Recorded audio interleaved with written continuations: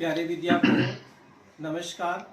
बृहन मुंबई महानगर पालिका शिक्षण विभाग वर्चुअल ट्रेनिंग सेंटर में आप सभी का हार्दिक स्वागत है। आपका वर्चुअल मार्गदर्शक जयप्रकाश आर मिश्रा। चलिए हम सीखने के लिए तैयार हो जाते हैं। आज हम लोग 9th साइंस एंड टेक्नोलॉजी घटक है अपना द्रव्य का मापन, मेजरमेंट ऑफ मैटर, पार्ट 1। इस पाठ में क्या क्या है, आज हम इस वीडियो में क्या क्या सीखेंगे।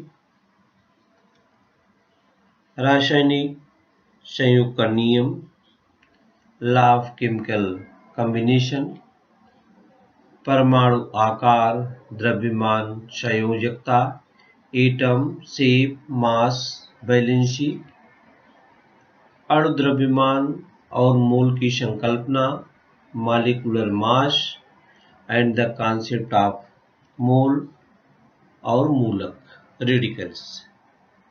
ये घटक अपने पाठ में है द्रव्य का मापन में। और आज हम इस वीडियो में रासायनिक संयोग के नियम, द्रव्य की अविनाशिता का नियम, स्थिर अनुपात का नियम, परमाणु आकार, द्रव्यमान और संयोजकता, इसके बारे में सीखने वाले हैं। तो चलिए बच्चों, थोड़ा सा हम पीछे जो हम लोग उसको हम याद कर लेते हैं।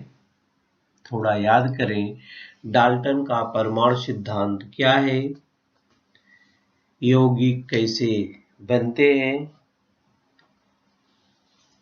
और कुछ पदार्थ, नमक, कली का चूना, पानी, चूने का पत्थर, इनके अणु सूत्र क्या है। पहले हम एक नजर इस पर डालते हैं। तो डाल्टन का परमाणु सिद्धांत क्या है, डाल्टन के परमाणु सिद्धांत की परिभाषा क्या है, इसको हम देख लेते हैं।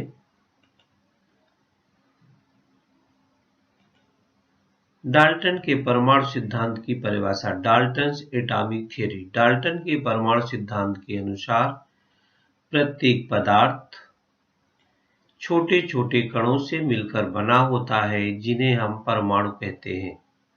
और परमाणु को किसी भी भौतिक या रासायनिक विधि से विभाजित नहीं किया जा सकता। यह है बच्चों Dalton's atomic theory. Dalton's atomic theory. दूसरा है यौगिक, कंपाउंड कैसे बनते हैं। आप सभी जानते हैं तत्वों के रासायनिक संयोग से यौगिकों का निर्माण होता है।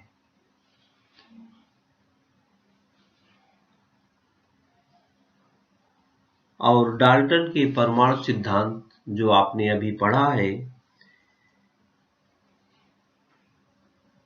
उनका महत्वपूर्ण सार ये है कि पदार्थों के अलग अलग तत्वों के परमाणु एक दूसरे से जुड़ने से यौगिक के अणु का निर्माण होता है। जैसे यहाँ आप इस चित्र में देख रहे हैं, यहाँ पर हाइड्रोजन और ऑक्सीजन के संयोग से पानी बन रहा है। हाइड्रोजन और ऑक्सीजन के संयोग से क्या बन रहा है, पानी बन रहा है। यहाँ पर आप देखेंगे बच्चों, जो पदार्थ नया बनता है उसका गुणधर्म भी क्या होता है, बदल जाता है। उसका गुणधर्म भी क्या होता है, बदलता है। तो रासायन विज्ञान में वह शुद्ध पदार्थ जो रासायनिक रूप से दो या दो से अधिक तत्वों के एक निश्चित अनुपात में मिलकर एक नए पदार्थ का निर्माण करते हैं, उसे यौगिक कहलाते हैं। यौगिक के गुण उनके अवयवी तत्वों के गुणों से भिन्न होते हैं। जैसे पानी, आप यहाँ चित्र में देख रहे हैं, ये पानी का निर्माण हुआ है, तो इसमें ऑक्सीजन और हाइड्रोजन से मिलकर के पानी बनता है। लेकिन आप जैसा जानते हैं, ऑक्सीजन जलने में सहायक है और हाइड्रोजन खुद जलता है। लेकिन जब हाइड्रोजन और ऑक्सीजन दोनों का संयोग होकर पानी बन जाता है, तो यही पानी आग बुझाने का काम करता है। हाइड्रोजन खुद जलता है, ऑक्सीजन जलने में सहायक है, लेकिन जब हाइड्रोजन और ऑक्सीजन, आप देख रहे हैं यहाँ पर, हाइड्रोजन और ऑक्सीजन संयोग कर लेता है और पानी बन जाता है, तो पानी का गुणधर्म क्या हो जाता है बच्चों? वो आग बुझाने का काम करता है। तत्वों के रासायनिक संयोग से यौगिकों का निर्माण होता है और उनके गुणधर्म भी क्या होते हैं बच्चों? बदल जाते हैं। यहाँ पर नमक है, कली का चूना है, पानी है, चूने का पत्थर, इनके अणुसूत्र, मॉलिक्यूलर फार्मूला क्या होता है? इनके मॉलिक्यूलर फार्मूला क्या है? ये देखिए, यौगिक, आप पढ़े यौगिक वह फार्मूला, वह सूत्र जो उस यौगिक के एक अणु में उपस्थित परमाणुओं की न्यूनतम संख्या को प्रदर्शित करता है। यौगिक का वह सूत्र जो उस यौगिक के एक अणु में उपस्थित परमाणुओं की न्यूनतम संख्या को दर्शाता है। जैसे मीथेन है, इसका मॉलिक्यूलर फार्मूला या अणुसूत्र कह लीजिए CH4 है। इथेन है, C2H6 है। प्रोपेन है, C3H8 है। ब्यूटेन है, C4H10 है। पेंटेन है, C5H12 है। हेक्सेन है, C6H14 है। हेप्टेन है, C7H16 है। ऑक्टेन है, C8H18 है और नोनेन है, C9H20 और डेकेन है, C10H22। ये नेम है और इसके मॉलिक्यूलर फार्मूले हैं, माने अणुसूत्र है। तो अणुसूत्र यौगिक का वह फार्मूला जो उस यौगिक के एक अणु में उपस्थित परमाणुओं की न्यूनतम संख्या को प्रदर्शित करता है। यहाँ पर जिसका पूछा जा रहा है, नमक, आप जो साधारण नमक खाते हैं, आप अपनी दैनिक खाने पीने की वस्तुओं में उपयोग करते हैं, उसका अणुसूत्र क्या है बच्चों? NaCl, कॉमन साल्ट जिसको हम बोलते हैं, NaCl, जिसको हम पढ़ सकते हैं सोडियम क्लोराइड। नमक जो है सोडियम और क्लोरीन के संयोग से बनता है बच्चों, जुड़ने से। तो इसका सूत्र है, कॉमन साल्ट जो आप खाते हैं, उसका सूत्र है सोडियम क्लोराइड। कली का चूना, इसको बोलते हैं कैल्शियम हाइड्रोक्साइड, CaOH2। पानी जो आप पीते हैं, हमने कहा हाइड्रोजन और ऑक्सीजन के संयोग से बनता है, उसका सूत्र है H2O। उसका सूत्र है H2O। लाइम स्टोन, चूने का पत्थर जिसको बोलते हैं, CaCO3 है, कैल्शियम कार्बोनेट बोलते हैं। Quick lime, calcium oxide, COO बोलते हैं। और कैल्शियम हाइड्रोक्साइड, जिसको कली का चूना, COH2 आपने देखा। इस प्रकार से ये सब इनके क्या है? मॉलिक्यूलर फार्मूले। जैसे हमने यहाँ पर आपको चार्ट में दिखा है, methane, ethane, propane, butane, pentane, hexane, heptane, octane, नोनेन और डेकेन के मॉलिक्यूलर फार्मूले दिए गए हैं। तो ये सब चीजें हम लोगों ने कक्षा 8वीं में सीखा था बच्चों। आज हम रासायनिक संयोग का नियम क्या है, law of chemical combination, law of chemical combination. जैसा हम जानते हैं कि रासायनिक परिवर्तन होते समय जब पदार्थों का संगठन क्या है बच्चों, बदलता है। डाल्टन, थॉमसन और रदरफोर्ड, इन वैज्ञानिकों ने, हम इन वैज्ञानिकों को दिखा देते हैं। ये डाल्टन है, ये थॉमसन है और ये रदरफोर्ड है। पदार्थों और परमाणुओं की संरचना का अध्ययन करके रासायनिक संयोग के नियम की खोज इन तीनों वैज्ञानिकों ने की। डाल्टन के परमाणु सिद्धांत और रासायनिक संयोग के नियम के आधार पर वैज्ञानिकों ने यौगिकों के अणु सूत्र लिखे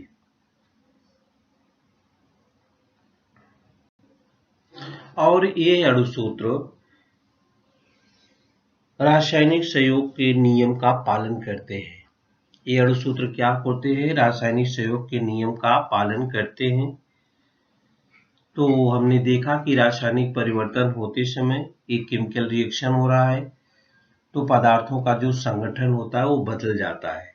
इसमें आप देख रहे हैं कैल्शियम क्लोराइड है CaCl2 और सोडियम क्या है, ये परख नली में कैल्शियम क्लोराइड है, ये परख नली में सोडियम सल्फेट है, Na2SO4। और जब ये रिएक्शन करते हैं तो सोडियम क्लोराइड का विलयन में कैल्शियम सल्फेट का सफेद अवक्षेप, ये देखिए यहाँ पर ये सफेद अवक्षेप व्हाइट प्रेसिपिटेट प्राप्त होता है। इससे रासायनिक संयोग के नियम का सत्यापन होता है।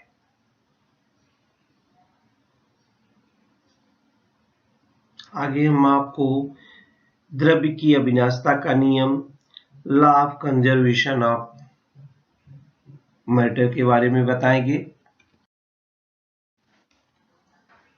Law of conservation of matter, द्रव्य की अविनाशिता का नियम।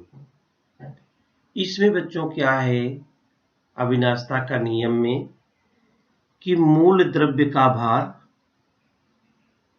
जब आपने देखा केमिकल रिएक्शन होता है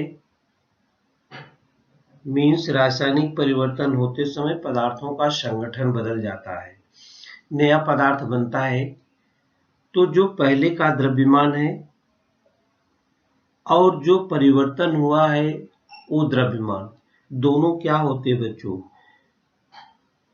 पदार्थों का संगठन तो बदलता है लेकिन उसका द्रव्यमान नहीं बदलता है। इसे हम द्रव्य की अविनाशिता का नियम, law of conservation of matter कहते हैं। एक उदाहरण के द्वारा हम आपको बताएंगे कि रासायनिक अपक्रिया होते समय द्रव्य के भार में वृद्धि या कमी नहीं होती। या बच्चों देखिए, द्रव्य के भार में वृद्धि या कमी नहीं होती।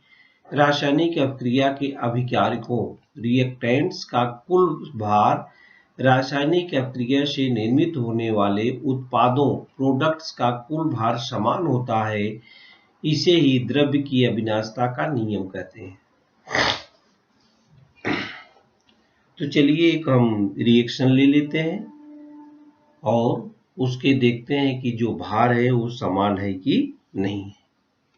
ये देखिए द्रव्य की अविनाशिता का नियम, ये वैज्ञानिक थे, इन्होंने इसकी खोज 1785 में एंटोनी लवाइजिए, इनका नाम है एंटोनी लवाइजिए, इन्होंने किया था, फ्रेंच वैज्ञानिक हैं, इन्होंने ये निष्कर्ष निकाला था। यहाँ पर देखिए मीथेन है और ये ऑक्सीजन से क्रिया करके कार्बन डाइऑक्साइड और पानी बना रहा है।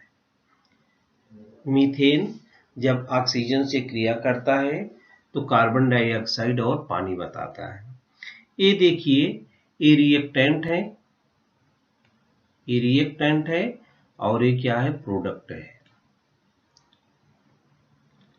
माने अभिकारक, अभिकारकों का कुल भार रासायनिक संयोग की जब क्रिया होगी तो उत्पादों का कुल भार समान होना चाहिए। यहाँ कार्बन और कार्बन 1 है, हाइड्रोजन 4 है, इसका भाग क्या हो गया 16 ग्राम हो गया, 12 4 16 हो गया, कार्बन 12 हाइड्रोजन 1 12 4 16। ऑक्सीजन का आप जानते 16 होता है तो 16 दूनी 32, 32 गुणे 2 हो जाएगा, 2O2 है। यहाँ पर कार्बन डाइऑक्साइड है तो कार्बन का 12 ऑक्सीजन का 16, 16 दूनी 32 12 44 ग्राम हो जाएगा अणु भार। और यहाँ पर H2 2 हो गया, ऑक्सीजन 16 2 18, 2 गुणे 18 ग्राम हो गया, तो 16 ग्राम और 32 दूना 64 ग्राम, 44 ग्राम और 36 ग्राम जोड़ेंगे तो दोनों का भार जो होता है वो समान होता है। इस प्रकार से आप जोड़ते हैं, देखिए 16 धन 32 दूना 64 बराबर हो गया 44 धन 36, तो 16 और 64 को जोड़ेंगे तो कितना आ जाएगा 6 4 10, 6 4 10, 6 1 7 1 8, कितना हो जाएगा 80, और ये भी 6 4 10, 4 3 7 1 8, 80 बराबर 80। देखिए यहाँ पर ये बायां पक्ष है, ये बायां पक्ष अगर समझते हैं जो रिएक्टेंट है बाएं पक्ष का है, जो प्रोडक्ट है वो दाएं पक्ष में राइट पक्ष में बनता है, तो बायां पक्ष का कुल भार दाएं पक्ष के कुल भार के क्या हो जाता है बराबर हो जाता है। माने जो पदार्थ हैं अपक्रिया के अभिकारकों का कुल भार उत्पादों के प्रोडक्ट के कुल भार के समान होता है, भार में कोई न कमी हुई न कोई वृद्धि हुई, इसे हम द्रव्य की अविनाशता का नियम कहते हैं। इसे ही मूल द्रव्य का भार और रासायनिक परिवर्तन से निर्मित हुए द्रव्य का भार क्या है समान है। यही है law of conservation of matter. आप कोई भी पदार्थ लेंगे, कोई भी रिएक्शन कराएंगे, बायां पक्ष समझ लीजिए जिसको हम रिएक्टेंट बोलते हैं, दायां पक्ष जिसको हम प्रोडक्ट बोलते हैं, दोनों का भार आप देखेंगे तो क्या होगा समान होगा। आगे हम चलते हैं स्थिर अनुपात का नियम, लॉ ऑफ कांस्टेंट प्रोपोर्शन क्या है। लॉ ऑफ कांस्टेंट प्रोपोर्शन, इसमें वैज्ञानिक फ्रेंच वैज्ञानिक प्रूस्ट जेएल प्रूस्ट ने सन 1794 में स्थिर अनुपात का नियम प्रतिपादित किया। यौगिकों के विभिन्न नमूनों के घटक तत्वों का भारात्मक अनुपात सदैव स्थिर होता है। उदाहरण, पानी में हाइड्रोजन और ऑक्सीजन का भारात्मक अनुपात 1:8 होता है, माने H2O है अनुपात 1:8 होता है। 1 ग्राम हाइड्रोजन 8 ग्राम ऑक्सीजन के रासायनिक संयोग से 9 ग्राम पानी बनता है। इसी प्रकार कार्बन डाइऑक्साइड में कार्बन और ऑक्सीजन का भारात्मक अनुपात जो होता है 3:8 होता है, अर्थात 44 ग्राम कार्बन डाइऑक्साइड में 12 ग्राम कार्बन और 32 ग्राम ऑक्सीजन होता है। 32 ग्राम क्या होता है, ये जेएल प्रूस्ट है वैज्ञानिक, और दूसरे वैज्ञानिक जेएल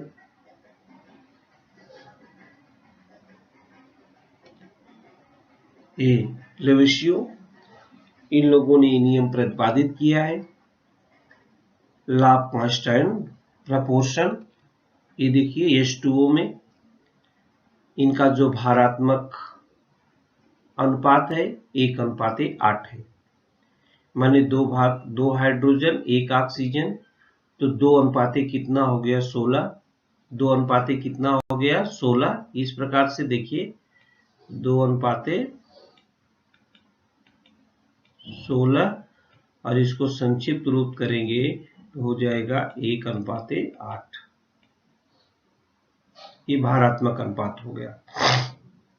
इसी प्रकार से ये देखिए यहाँ पर 2 हाइड्रोजन दिखा रहा है और 1 ऑक्सीजन दिखा रहा है, और यहाँ पर 1 मॉलिक्यूल ऑफ वाटर जब बना, 2 एटम ऑफ हाइड्रोजन ने देखो लिखा है और 1 एटम ऑफ क्या लिखा है, oxygen.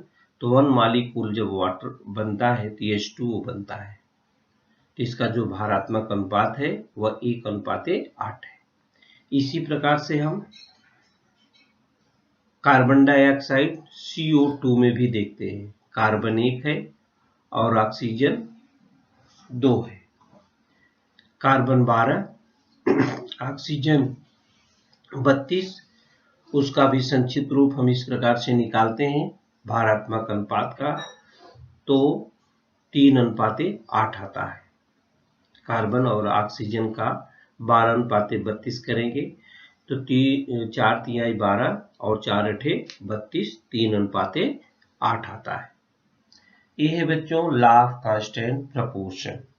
Law of constant proportion. आगे है परमाणु, आकार, द्रव्यमान और संयोजकता।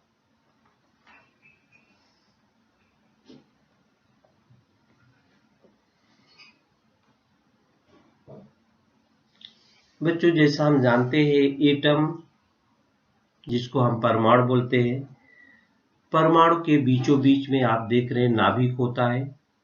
परमाणु के बीच में क्या होता है, नाभिक होता है। नाभिक के बाहर के भाग में घूमने वाले इलेक्ट्रॉन, ये देखिए नाभिक के बाहर घूमने वाले इलेक्ट्रॉन जो घूम रहे हैं, इलेक्ट्रॉन घूम रहे हैं जो, वो ऋणावेशित मूल कण होते हैं। और नाभिक में धनावेशित प्रोटॉन होते हैं और अनावेशित न्यूट्रॉन होते हैं। प्रोटॉन और न्यूट्रॉन यही हैं, ये मूल कण होते हैं।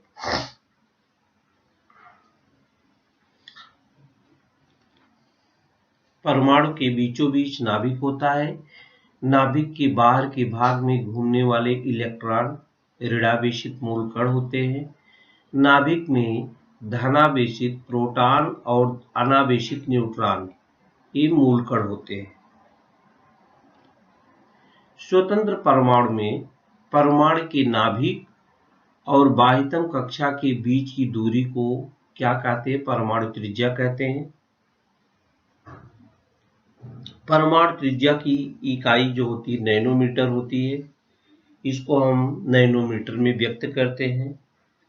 और 1 मीटर बराबर 10⁻9 नैनोमीटर होता है। 1 मीटर बराबर क्या होता है, 10⁻9 नैनोमीटर। परमाणु की त्रिज्या नैनोमीटर में व्यक्त की जाती है। परमाणु का आकार उसमें उपस्थित इलेक्ट्रॉनों की कक्षा संख्या पर निर्भर करता है। कक्षाओं की संख्या जितनी अधिक होगी परमाणु का आकार उतना बड़ा होगा। जैसे सोडियम और पोटेशियम के परमाणु से बड़ा होता है। सोडियम का परमाणु, ये देखिए सोडियम की कक्षा है, ये सोडियम की कक्षा दिखाई गई है और ये पोटेशियम की कक्षा दिखाई गई है। तो सोडियम के परमाणु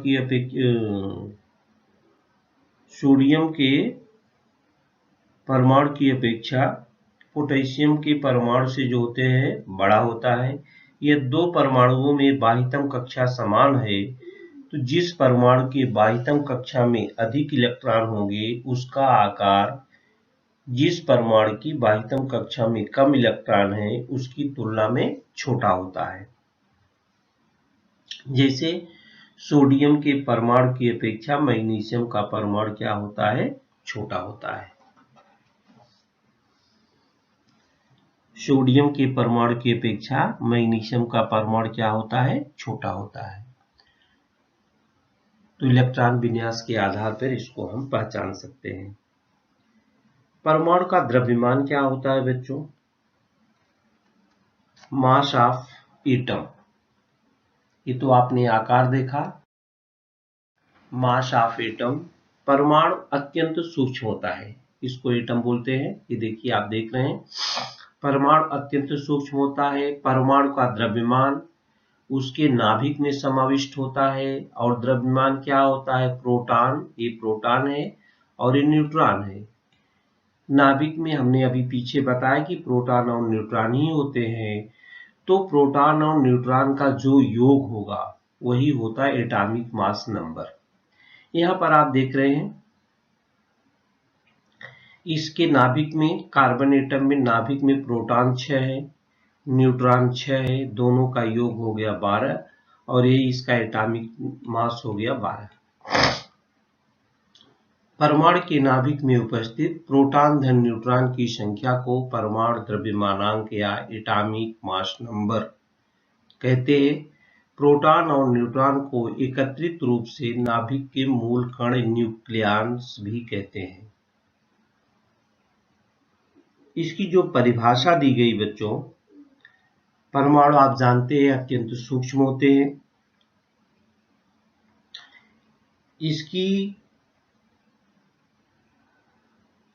इसका द्रव्यमान कैसे निश्चित करें, ये वैज्ञानिकों के सामने भी बहुत बड़ी चुनौती थी।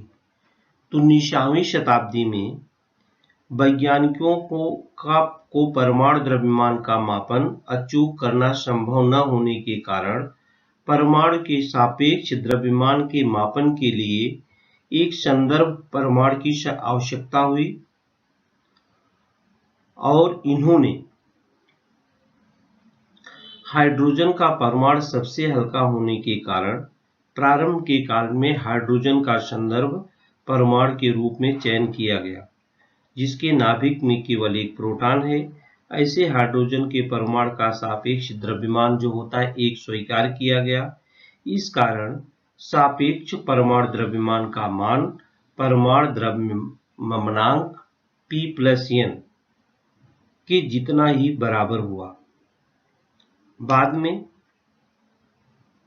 इसकी जो डिफिनीशन आई,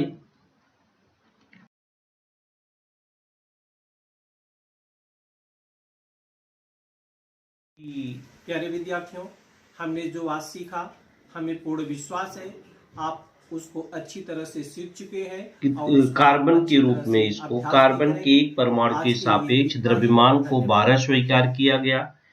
कार्बन परमाणु की तुलना में हाइड्रोजन के एक परमाणु का सापेक्ष द्रव्यमान 12 × 1/12 अर्थात 1 होता है।